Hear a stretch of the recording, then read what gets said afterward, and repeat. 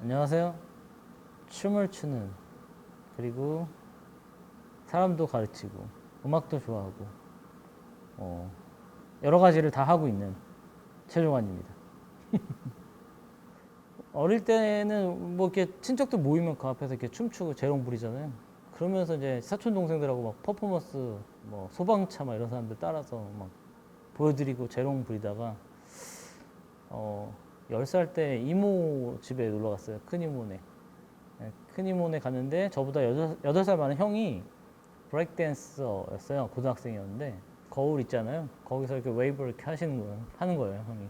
그래갖고 갑자기 보고 와우, 이거 뭐야, 사람 어떻게 저렇게 움직여? 그리고 나도 알려달라고. 그러면서 이제 했는데 너무 재밌는 거예요. 그래서 그때부터 뭔가 재롱해서 조금 더 스킬로 넘어가는 단계였고요. 고등학교 때까지는 공부를 아버지가 많이 하라고 해서 열심히 했어요.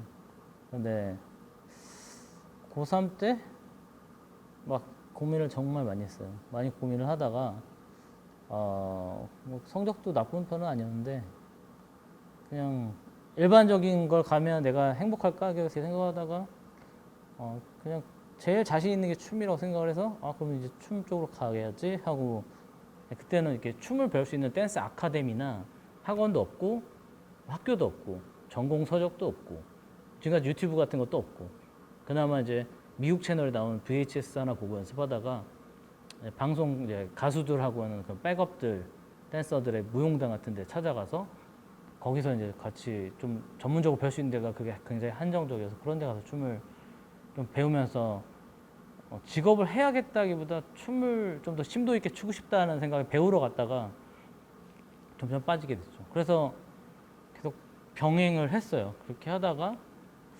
사실 이제 학부는 중국어과를 나왔는데요. 그때까지도 약간 아무래도 아버지의 압박이 있어서 그렇게 하긴 했지만 뭐 20살 넘어가고 이제 학교를 좀 휴학하고 춤을 좀 본격적으로 해보자 더 이렇게 생각을 하면서 문라이트라는 클럽이 있었어요, 이태원에. 거기 이제 찾아갔죠. 고수들이 다 온다 그래서 얼마나 잘하나 보자. 예. 가가지고 막 춤추고 있었어요.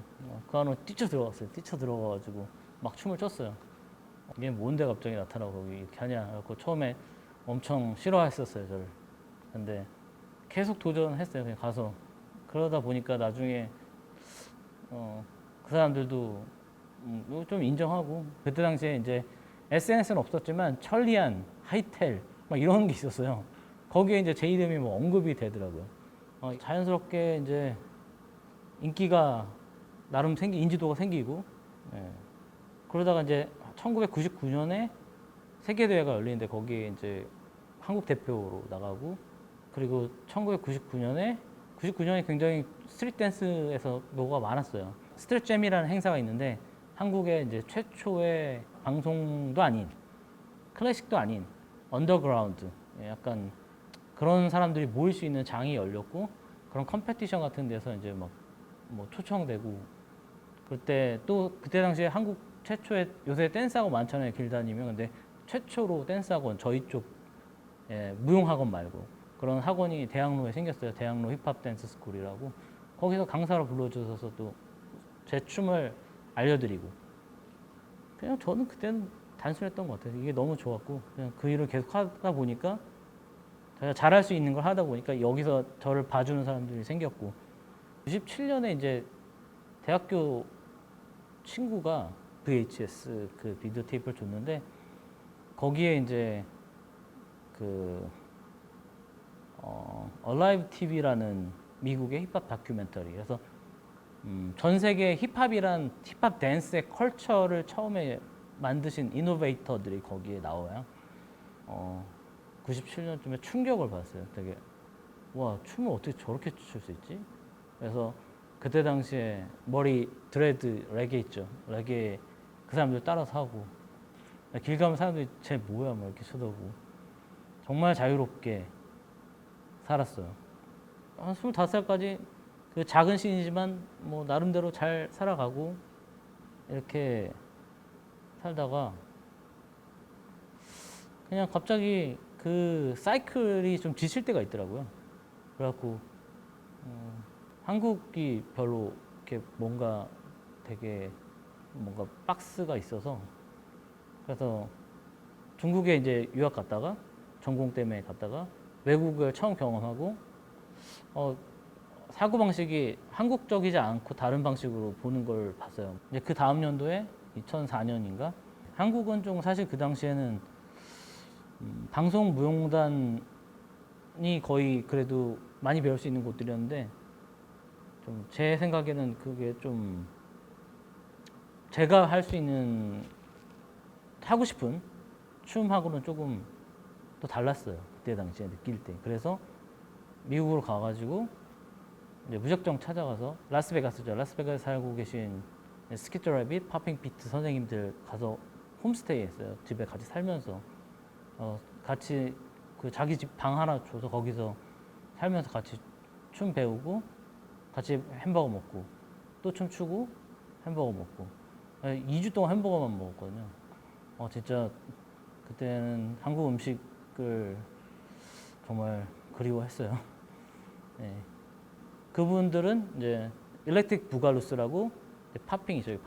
팝핑의 어떤 전 세계 처음 뿌리 같은 분들이에요. 네. 아무래도 그런 처음 만든 사람들한테 배워야겠다는 의지가 있었던 것 같아요. 그래서 홈스테이 하면서 그분들하고 이제 그 춤을 배우고 이제 미국의 춤은 이제 저희 스트리트 댄스 컬처가 뿌리 자체가 이제 미국에서 시작됐기 때문에 뿌리를 찾고 싶었어요. 그래서 서부에서 춤을 배우고 동부로 가서 뉴욕 가가지고 뉴욕에 있는 이제 엘리트 포스 그래갖고 부자 스트레치, 헨리 링크 뭐 이런 분들 그런 사람들 이제 흔히 얘기하는 여러분들이 지금 되게 쉽게 검색해도 나오는 힙합 댄스라는 말을 이 단어를 만드신 분들이에요. 근데 그분들이 제가 봤던 그 충격받았던 그 다큐멘터리의 주인공들이었거든요. 그래서 친구들 미국에 사는 친구들한테 수소문해서 연락해서 가가지고 그분들하고 같이 또 춤 배우고 그래서 굉장히 거기서 진짜 힙합이라는 게 어떻게 그렇게 그들의 삶에서 이렇게 존재하고 있는지를 좀 많이 배웠어요. 한 가지 좀 재밌었던 건 이제 그때까지는 이제 드레드 레게 머리를 엄청 한국에서 많이 하고 다니다가 미국 가서 머리 다 밀었어요. 삭발했어요. 왜냐면 그게 그 흑인 친구가 너는 드레드를 왜 하는지 모른다고. 이거는 단순히 패션하고 멋으로 하지만 이거는 흑인들의 어떤 삶의 고통과 자기들 머리가 아프게 파고드는 곱슬에 대한 그런 어떤 여러 가지 뭐 이유들에 의해서 하는 건데 좀 그래서 그런 얘기 듣고 아 그래? 그럼 나는 한국 사람이 힙합을 한다는 거를 생각을 해서 그냥 머리를 이제 삭발하고 그냥 딱 모자 하나 쓰고 그러고 다녔어요. 그러고 나서 이제 조금 안에가 채워지고 단단해진 거죠 이제. 보고 싶었던 거, 오리지널 사람들이 이런 색해 생각하고 이렇게 얘기를 하는구나. 그리고 이제 한국에 와서 이제 활동을 하면서 그때 당시에 이제 뭐 스트리트 댄스 씬도 굉장히 커지고 있었고 막 뭔가 붐이 일어나는 시기가 됐어요 그때가. 한국에서 점점 비보이들도 세계 챔피언이 처음 나오기 시작하는 시점이라 막 겹치고 그리고 이제 그때 당시에 2007년에 이제 JYP에서 연락 와갖고 그쪽에서 또 일을 하게 되고 그래서 K-팝적 커리어도 갖게 되고 그러면서 이제 자연스럽게 점점 프로페셔널화 된 것 같아요. 그때 되면서부터 필드에서는 제 이름을 이제 댄스 네임을 얘기하면 사람들이 이렇게 알아줄 정도까지 올라갔는데 스스로는 좀 너무 지쳤다고 해야 되나? 그 어떤 한정된 방식이 좀 고민을 했었는데 그때 친구 한 명이 미수라는 친구가 있었어요. 뭐 이렇게 피나바우시라는 무용가의 작품 보여줬는데 뭔지 모르는데 그 느낌이 되게 묘하게 와서 이것도 궁금하네. 이거 춤이면 움직이는 건 다 배우고 싶더라고요. 그래서 뭐 한예종 유명하더라고. 거기 가서 시험을 봤어요. 그래갖고 힙합 입고 가서 다 타이즈 입고 있는데 신발 신고 들어가서 막 춤췄어요. 막 교수님들이 웃더라고요. 얘는 뭐 이런 데 왜 왔나. 뚝 떨어졌어요. 뚝 떨어지고 그 다음에 또 애들한테 물어 어디가 유명하냐? 그래서 세종대 유명하대요. 현대면. 아 그래? 그럼 거기도 한번 시험 보러 갈까? 또 가서 춤췄는데 저희 지금 은사님이죠. 그분이 그러니까 품행은 방정한가 이러더라고요.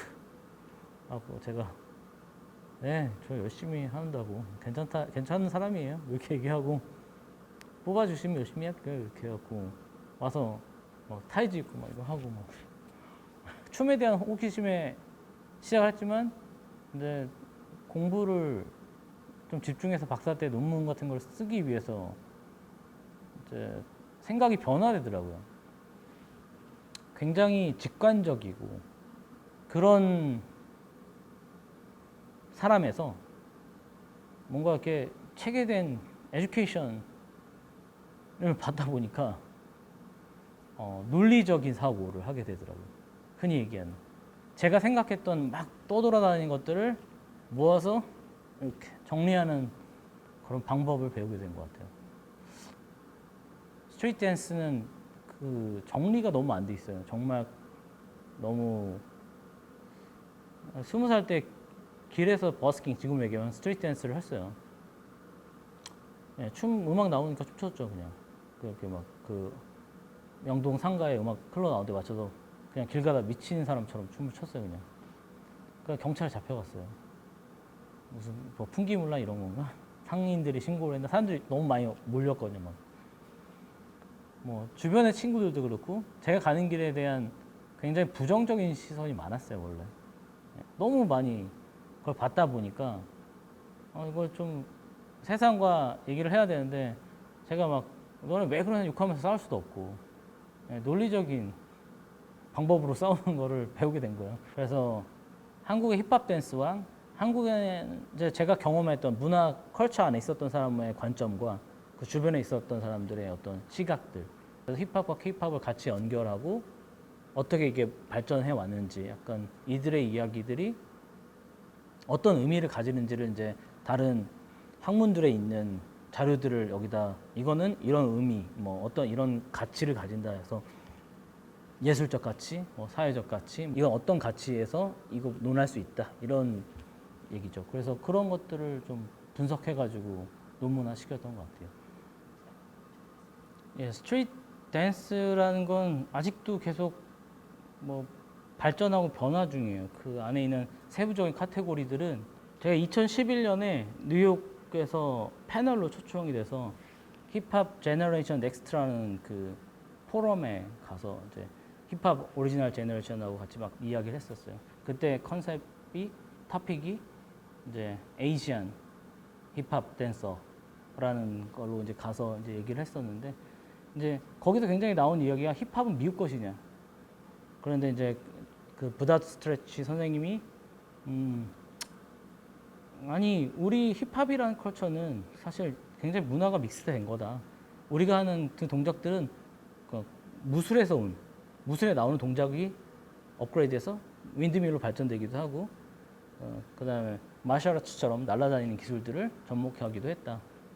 굉장히 많은 것들이 컬처 믹스가 일어나고 있고 다만 그런 문화 중심이 이제 미국에서 태동된 것 뿐이지 지금 새로운 시대 2000년대에는 각 나라의 특색들 태권도를 믹스를 시키든 당신들의 어떤 이런 인도인 춤들 카탁 이런 춤들을 믹스시키든 자신들만의 스타일로 발전시켜서 나가는 게 지금의 힙합의 넥스트 방향이다라고 정리를 했거든요. 그때 당시에 많은 사람들이 동의를 했고 네, 그런 것처럼 네, 많은 사람들이 네, 문화적으로 믹스할 수 있다는 게 힙합의 장점인 것 같습니다. 지금 스트리트 댄스에 네, 사실 이제 팝 문화도 그렇잖아요. 미국에서 시작된 어떤 사운드나 문화 중심이 한국으로 와서 한국화된 게 다시 미국으로 역수출되면서 지금 난리가 났잖아요. 빌보드 차트 1위를 하는 BTS가 생길 정도니까. 지금 K-팝의 첫 번째 제너레이션들도 이런 역사의 영향을 받았고 그런 분들이 그런 음악들을 다시 재해석해서 이 창작물이 다시 미국으로 수출돼서 많은 지금 10대 제너레이션들이 좋아하는 새로운 문화가 됐잖아요. 많은 스트리트 댄서들이 기술 중심으로 사고를 하기 때문에 케이팝은 쉽다고 생각해죠. 우리한테는 지금 굉장히 이지한 레벨. 그리고 더 훨씬 더 뭐 팝핑 스킬이 난이도 비보이가 훨씬 더 이렇게 기술 중심 사고를 했는데 제가 2016, 17, 18 이때 시즌에 한 25개국 투어하면서 케이팝 가르치는 걸 했었어요. 진짜 한 2, 3년 돌면서 아이들을 만나고 나서 너무 충격받았어요. 내가 춤이라는 게 뭐지? 기본적으로. 이랬을 때 사람들한테 이렇게 다가갈 수 있는 거 너무 직관적이고 너무 쉽고 조금 우리 이게 뭉쳐서 함께 그 군무를 맞춰서 한다는 게 서로 뭔가 단합되고 하나 되는 그 동질감, 소속감 등등을 막 다 만들어주는 것 같아요. 춤이라는 역할이 이 사람들을 다 전문가로 만들 필요는 없잖아요. 이 사람들 삶의 어떤 파트로서 존재해야 되느냐를 얘기했을 때 이 사람이 힘들게 오늘 하루 일하고 온 거를 이렇게 문화로서 향유만 해도 충분한 역할을 하는데 그러면서 이게 정말 한국에서 이런 게 생긴 게 대단하구나 생각했어요. 그거는 진짜 제가 깜짝 놀란 부분이고 지금 이제 세종대학교에서 계속 일을 하고 있는데 뭔가 이제 학교에 새로운 이제 그때 당시에 이 전공을 개설할 때 많은 논의를 했었는데 그 당시에 이 사회적 분위기가 저희가 좀 필요로 하는 지금 실용무용이라고 불리는 장르에 관심이 있으셨고 제가 거기에 마침 또 적임자로 생각하셨던 것 같아요. 그래서 저한테 컨설팅을 이제 요청하셨고 제가 이제 그거를 학교 안으로 갖고 들어오는데 굉장히 힘든 부분이 처음에는 이 스트리트 댄스의 그 것들을 아카데미 안으로 갖고 온다는 거는 상당히 어려운 일이잖아요. 그래서 이 안에 좀 사람들과 분위기를 새롭게 만들어야겠다 생각을 해서 처음에는 이제 그런 행사를 먼저 했어요. 그래갖고 그런 이벤트도 만들고 컴페티션도 보여드리고 애들이 이 정도로 좋아합니다. 그리고 저 선생님들도 이제 미국에서 모셔와가지고 구다 스트레치, 그 다음에 마조리 스마스, 그 다음에 타이런 프록트, 주니어 부갈루, 뭐 파핑 피트, 너무 많아요. 저희가 매년 계속 좀 그 오리지널 오지라고 부르거든요. 우리는 그 약간 파운더들하고 그 다음에 지금 좀 잘하는 현역에서 잘하는 친구들도 불러오고 해외랑 교류를 많이 만들려고 했어요. 지금 제가 느낀 거는 이제 한국도 물론 잘하지만 잘하고 못하고를 떠나서 넓이의 차이를 만들려면 경험을 넓혀주고 싶었기 때문에 좀 국제적인 교류를 할 수 있는 그 플랫폼이 여기 있길 바랬고 그래서 그런 기회들을 많이 만들었습니다. 그래서 학생들한테 그런 그래도 한 학기 한두 번 정도 꼭 만날 수 있게 만들어줬고요. 다행히 학생들이 정말 잘 돼서 좋게 성공한 친구들도 많고 그 친구들이 현역으로 가서 저희 제자들이 뭐 SM 트레이너도 하고 뭐 유명 기획사도 가고 유명한 댄서가 되고 이런 친구들도 많아지고 해가지고 후배들도 좋아하고 그다음에 이 자유로움과 또 아카데믹의 느낌이 잘 묻어진 것 같아요. 제 생각에. 그래서 뭐 저희 자타공인 그래도 인지도 실용무용 분야에서 가장 가고 싶은 기관으로 잘 되고 있는 것 같아요. 항상 그런 얘기가 많이 들립니다. 그래서 지금은 이제 학교에서 학생들 가르치는 거 하다 보면 상담을 하게 되잖아요. 근데 똑같아요. 부모님들은 아직도 안정성에 대해서 굉장히 논하시는데 저는 인생에 대한 안정성이 어디 있나 도대체. 제 친구들도 뭐 좋은 대학교 나와서 좋은 직장 갔다가 갑자기 하루아침에 딴 거 하고 있는 애들도 많은데 그리고 앞으로는 제가 요새 또 굉장히 많은 걸 한다고 그러잖아요. 지금은 저도 케이팝 관련된 프로듀서도 하고 음악도 좋아하고 그런 것들도 같이 작업을 하면서 점점 넓어지고 있어요. 댄서라는 역할이 또 퍼포먼스 디렉터 역할도 하고 무대에서 연출의 파트까지도 막 영역을 넘어가면서 다양한 것들을 할 수 있어요. 그래서 꼭 춤을 댄서로서만 추는 게 아니라 이런 문화에 대한 관심이 있고 그런 것들 자기 능력이 또 그런 데서 발전할 수 있다 하는 사람들은 이런 전공과 진로를 선택해도 굉장히 도움이 많이 될 것 같습니다. 그리고 댄서들끼리 또 하는 말이 있어요. 굉장히 몸을 통해서 힘들게 얻은 것들이다 보니까 다른 데 가서 뭘 해도 이 경험은 잘 살아나더라. 라는 얘기를 많이 하거든요. 그러니까 여러분들이 춤에 열정을 태울 수 있는 그 시간이 자기 인생에서 정말 후회하지 않는 그 꽃 같은 시간이 될 것 같아요. 예. 그래서 제가 좋아하는 말이 하나 있어요. 제가 외국에서 춤출 때 티셔츠 가게 티셔츠를 하나 샀는데 문구가 마음에 들어서 Bad decision make new story. 잘못된 결정은 새로운 이야기를 만든다고. 예. 이거 가야 될 것 같다. 이거 아니면 안 될 것 같아. 이런 생각이 들었으면 아무리 뭐 이렇게 계산을 하시고 논리적으로 하고 뭐 박사님한테 물어봐도 답이 없어요. 100%는 아니에요. 예.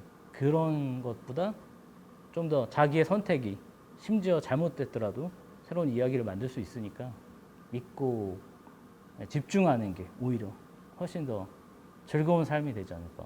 뭐 그런 생각이 듭니다.